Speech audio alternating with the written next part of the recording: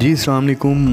بہت افسوسناک واقعہ ہوا کہ جیسا کہ آپ کو پتہ تھا کہ 8 مارچ کو P T I Tehreek Insaf کی طرف سے اعلان کیا گیا کہ ہم ججوں کے ساتھ اظہار یکجہتی کے لیے باہر نکلیں گے، لیکن دفعہ 144 کی وجہ سے یہ کام بہت ہی زیادہ خراب ہوتا گیا۔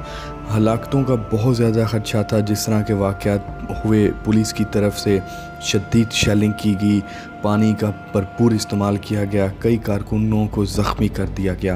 حالانکہ اس کام کو دونوں طرف سے بہت زیادہ خراب کیا گیا اور ان دونوں طرف سے اس چیز کی غلطی سامنے آ رہی ہے۔ جہاں پہ پنجاب پولیس نے اس میں جذبات میں آ کر دفعہ 144 کی خلاف ورزی والوں کو شیلنگ اور پانی کی بھرمار کی، وہاں پہ P T I Tehreek Insaf کو بھی اس چیز سے باز آنا چاہیے تھا کہ پاکستان کے شہر لاہور میں دفعہ 144 لگی ہوئی ہے، لیکن انہوں نے خود تو آنا نہیں ہوتا، اس لیے کارکن ہی ہمیشہ اس چیز کی زد میں آتے ہیں۔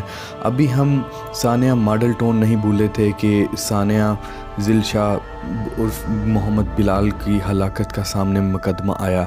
جوان بیٹا جس کا باپ دن رات بھر ہاسپٹل میں بے بس بیٹھا رہا، سب کو ہنسانے والا علی بلال کی مرنے سے پہلے کی کئی قسم کی ویڈیو سوشل میڈیا پہ اس ٹائم وائرل ہیں۔ یہ باپ کی آپ بے بسی دیکھ سکتے ہیں کہ وہ بیس سے نیچے گردن جھکا کے بیٹھا ہوا تھا۔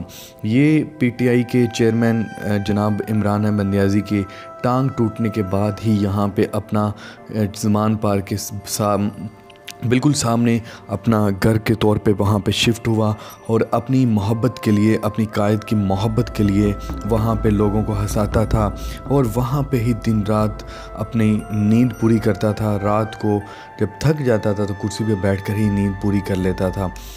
یہ کہنا تھا علی بلال کے دوستوں کا، جن کے مطابق ان کے دوست اور ساتھی کو قتل کیا گیا ہے۔ علی بلال کی ایسی ویڈیوز بھی وائرل ہو رہی ہیں جس میں وہ مرنے سے پہلے سب دوستوں کو بہت زیادہ ہنسا رہا ہے اور سلطان رائے کی ایکٹنگ کر رہا ہے۔ برا باپ بھائی بے بسی سے رات بھر ہاسپٹل کے بعد تھانے میں بھی بیٹھے رہے کہ ہمارے بیٹے کو بے گناہ قتل کر دیا گیا ہے، اس کی ایف آئی آر درج کی جائے۔ اور اسی کے ساتھ اس کی لاش لینے کے بعد علی بلال کے پورے والد اور بھائی رات بھر اپنے بچے کے سامنے اس کی لاش کو سامنے رکھ کر روتے رہے۔ یہ ہمارے سیاسی لوگ ہماری لاشوں کے ساتھ کب تک کھیلتے رہیں گے؟ کب تک؟ کیا ہمارے اندر اتنا، ہماری پولیس کے اندر صبر و تحمل نہیں؟ اگر ہمارے شہری 144 کے خلاف ورزی کر رہے ہیں تو ہم تھوڑا سا صبر کے ساتھ کام لے لیں، کیونکہ ہم پاکستانی ہیں۔ ہمارے ثانیہ ماڈل ٹاؤن کو ابھی تک پاکستانیوں کو انصاف نہیں ملا تو یہ واقعہ رولنما ہوا۔ ہم سب پاکستانی چاہے جس کا بھی اس پارٹی کے ساتھ لنک ہے وہ اس کام کی بھرپور مذمت کرتا ہے اور حکومت پاکستان سے اپیل کرتا ہے کہ اس طرح کے واقعات کو روک تھام کرنی چاہیے۔